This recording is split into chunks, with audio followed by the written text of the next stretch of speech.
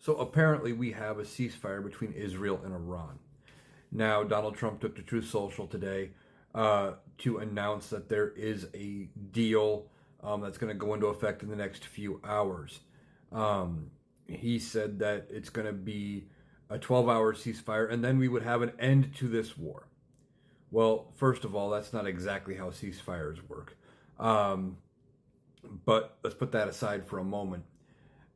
Donald Trump negotiated, with the help of Qatar, a ceasefire deal. And the way it sounds is after a few hours, when this goes into effect, there's going to be a 12-hour period where both sides have agreed for no military action. Now, that could lead to ultimate peace. And Donald Trump wants to take credit for it. And getting this deal is a good thing, don't get me wrong. Now, as far as how ceasefires work, technically all a ceasefire is an agreement to end hostilities. It is not a peace deal. It is not any sort of a thing. I mean, we still are technically in a ceasefire between North and South Korea from the end of the Korean War in 1953. There was never a peace deal. They just have agreed to end hostilities, and they've left it there. Now, Donald Trump wants credit for the peace deal, and he should get at least some credit for brokering the deal, but he also bears some responsibility. First of all, he tore up the nuclear agreement between Barack Obama and Iran, which was going to prevent them from being able to make a nuclear weapon. And then, as it looked like they were getting toward the capabilities of making one, Israel attacked Iran.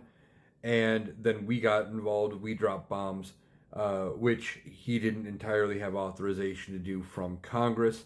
It doesn't meet the standards, or at least members of Congress are saying it doesn't meet the standards of the authorizations that the president has to use force without congressional approval.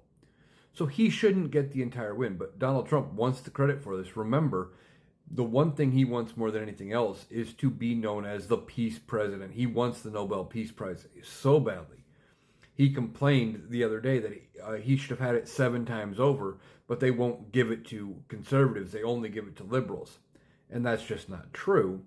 They give it to people who actually work for peace, and he hasn't really done that.